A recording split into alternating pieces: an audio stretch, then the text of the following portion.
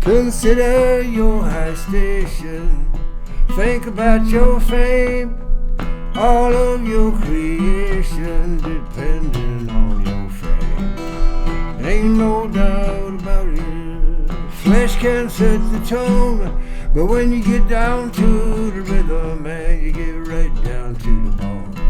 All about the bones, all about the bones, all about the bones. It's all about the bones.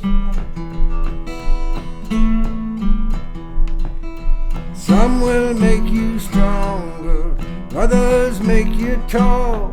I don't make no bones about it, man, they got some don't work at all. Some will make you ugly, others make you smile. It don't matter, they all clatter, yeah, when they end up on the pile. It's all about the bones, all about the bones, all about the bones, all about the bones.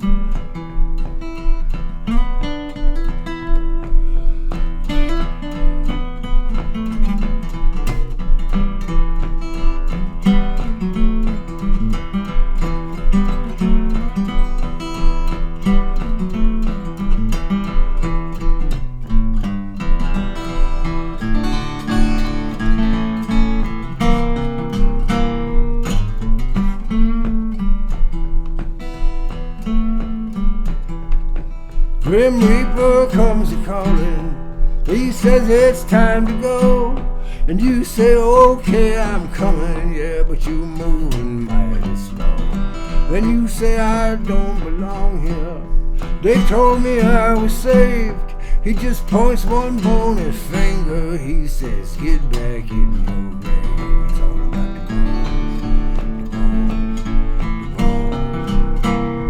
bones, all about the bones.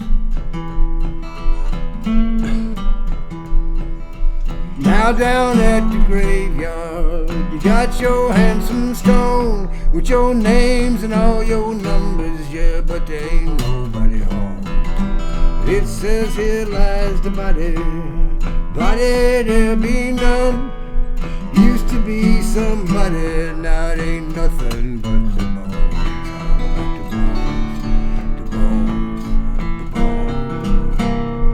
All about the bones, the bones, the bones, all about the bones. Yeah, the bones, all about the bones. Yeah, the bones.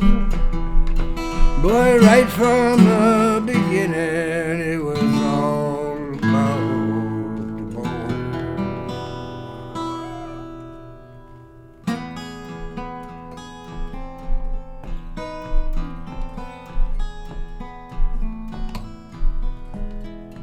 When the sun goes down, and I wonder, was it ever rising? When the moonlight falls on some never-to-be-seen horizon, my heart sinks again,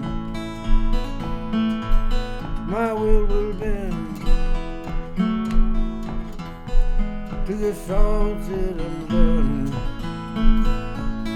before I've really begun. There's just one thing keeps me kicking this drum, one thing lets me see it through, one thing I can hold like emotional gold. I still believe in you. There are some who live who will take credit for their own survival. Some will die, they'll take credit for their own revival. They live on their own, yeah, and they die all alone. They think they carry the load. They think that nothing is old.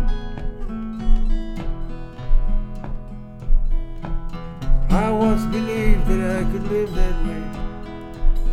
I tried it, it isn't true.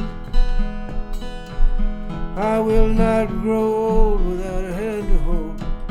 I still believe in you, still believe in you.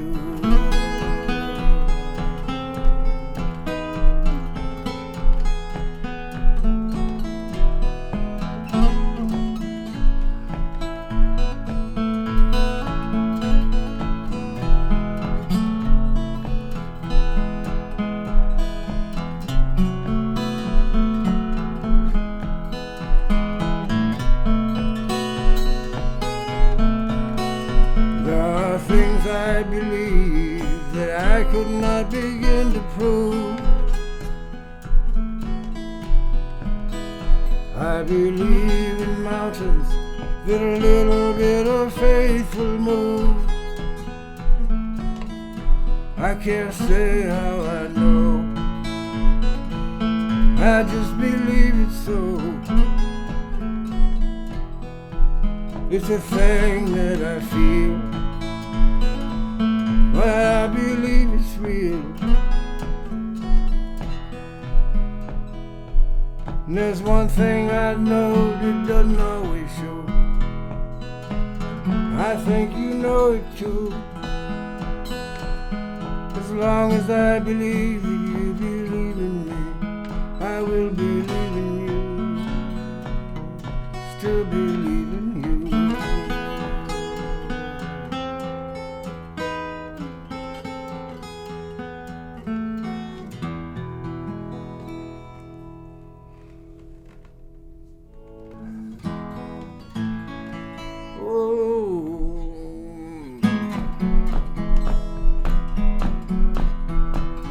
Out west of New Orleans, out along the slow moving bayou, they got a fishing camp I go to see. The oldest friend I know, they call him Thibodaux. If you ever go and see him, something you should know. You'll never get there walking, hear me talking. You're gonna need a bateau down in Thibodaux.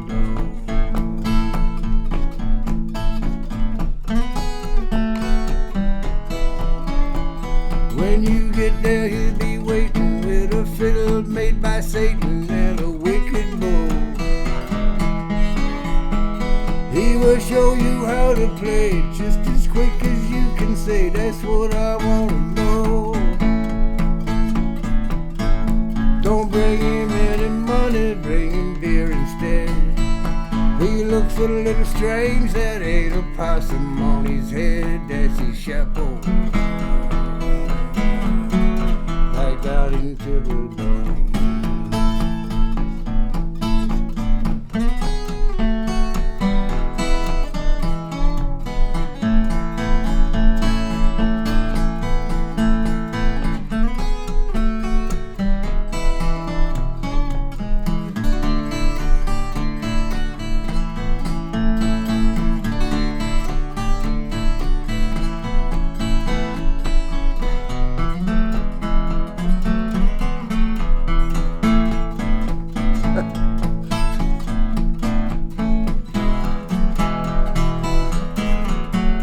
He'll say, listen, sorry. He'll be drinking beer by noon. He'll be smoking picayune and stomping on the floor. Not right away, but pretty soon you'll be picking out a tune. He'll say, I told you so. He'll say, just listen, let me show you, get this through your head. I guarantee by Sunday you will knock them dead down at that Thibodaux, down in Thibodaux.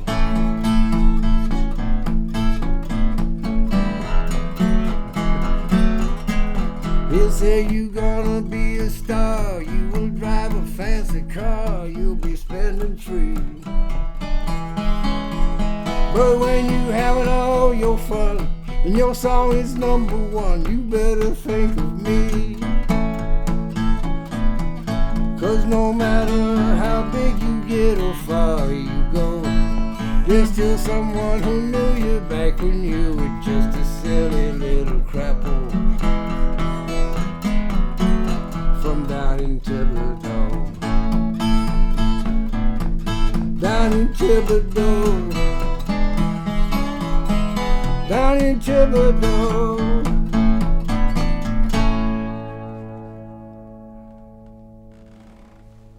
I had a hard time getting started on this batch of tunes. I didn't have any trouble with coming up with sort of guitar figures, and the lyrics are always the hardest part, and in this case, it just took a long time.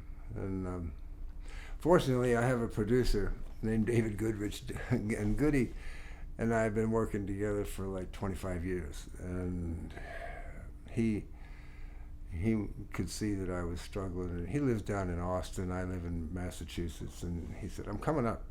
And he's just one of these people who, to me, is a catalyst. He walks in the room, things change, you know, it's very cool. It's almost a relief. It's one of those feelings, and everybody's got certain people like that they click with. And it was really strange, you know, that it was almost the first day he sat down and he came into my music room, and he picked up a guitar and he just started doing that little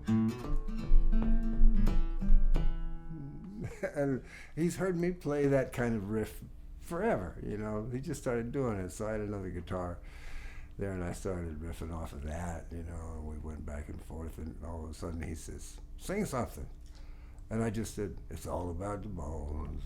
I mean, where it came from, I don't know, you know, it's just, and he says, write that down.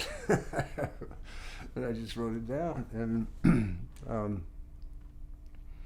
the song finished itself, that, you know, almost, it sort of suggested something, and my mind was in a good place. It was that whole gestalt, and you know, the catalytic reaction between me and Goody. And in a sense, you know, the songs, they all have a thematic relationship.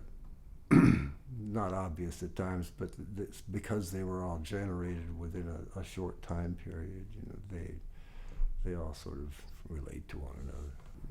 As guitar players all know, the more you learn, the more these little doors open, you know, and you realize like what a vast universe there is out there of guitar playing. You know, you can be an absolutely wonderful guitar player and then bump into somebody who does nothing like you've ever seen before. You don't know how on earth they came up with it, you know, and you realize that, you know, it's just vast, the twists and turns. So, but, you know, it's simple things. I'm a self-taught guitar player. I'm not a schooled musician at all, so things that most people learn very early came late to me. It was very late when I learned, like, what a help just learning to play scales can be, you know. I remember Goody told me one time years ago, he says, play me a major scale. So I played him one, you know, ripped it off. He says, play me a minor scale. And I did it, but I had to struggle. I mean, I had to think. And he says, when you get where you can do a minor scale as fast as you can do that major scale, you watch what happens. And he was right. One of my earlier producers, Stephen Bruton, used to have a maxim. He would say, more than 3 fingers on the fretboard at any one time is superfluous. and he would instruct me in, he said, you don't have to play that whole chord. Just play the part that you want, you know, in terms of like moving chords up the neck and playing in different positions. And suddenly things that seemed Byzantine in their complexity become simple, become very easy. You say, oh, it's just an E chord, except you don't need that middle finger, so you can use it to do this. You know, and it's you know, things like that. And the more you learn, of course, the more avenues it gives you to explore. And you say, well, if that's true, then this must be true, you know, and you move on to that. So helps to have a good guitar too. This particular guitar was like so many things, it was just chance, serendipity. I walked into the Music Emporium in Lexington, Massachusetts, and Joe Caruso, who's one of the honchos there, he says, "Hey, Chris," and I said, "Hey, Joe, you got anything new?" And he says, "Do I?" And this guitar was actually custom made for a very picky guy who wanted a 12 fret with a cutaway, short scale, and a speed head like this, not a slotted head, which is pretty normal for a 12 fret job. And Bill Collings didn't want to build it, and Joe talked him into it, and then finally they started building it, and then the guys at Collings got excited about the guitar because they said, "Wow, this thing's a cannon, he's gonna love it." They sent it up, and the guy played it for like half an hour and said, "I don't like it." And Joe was gonna object, he said, "Well, we ordered this, and then he thought to himself, this is stupid. I'll sell this to the first player that walks in the door." And so the guy walked out with something else, a Santa Cruz, or I don't know what it was, and I came in like 45 minutes later.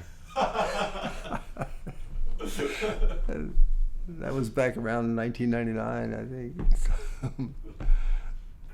And now I have another one. They built me another one, theoretically just like it, but it doesn't quite sound like it. It sounds very, very good, but it doesn't sound like this one. And now I got another new guitar. It's called a lizard eye, and lizard eye guitars are built by Fran Lamalva, who's a guitar builder in New England, and it's a honey.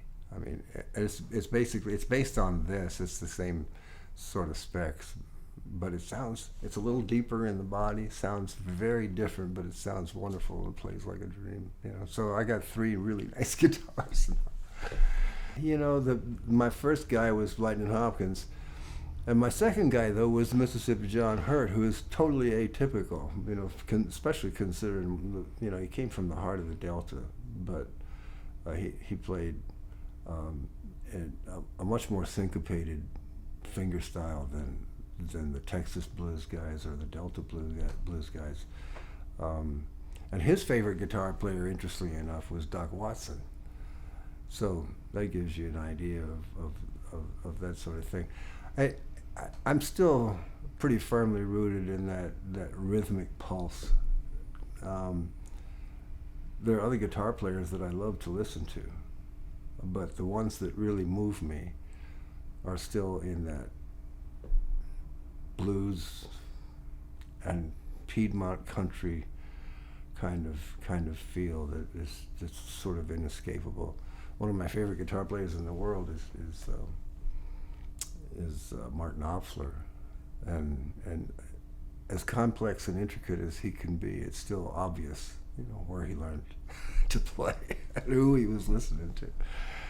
I could never stop tapping my feet. I've always done it ever since I was a little kid, and people tried to get me to stop it, and I can't play if I can't tap my feet. Then, at some point, I think it was probably 30 years ago or more,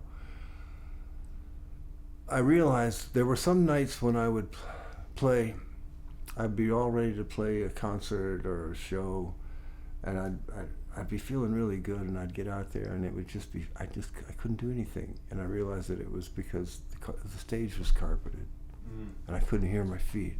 I couldn't feel them the same way. They were cushy instead of having that resistance to them. And so I started carrying a surface with me to make sure that at least I could do that. And then it dawned on me that if I had to hear it, then it'd probably be a good idea for the audience to hear it too. And I've been doing that ever since. New Orleans is a great town to be from. It has this musical reputation. It gives you cachet. I still have friends down there, lots of them, and I go down there. Sometimes I'll spend a week there, and I think, oh man, I could be back here so easily. And then I realize that I would just get lost. It's like a little whirlpool, sucks you in.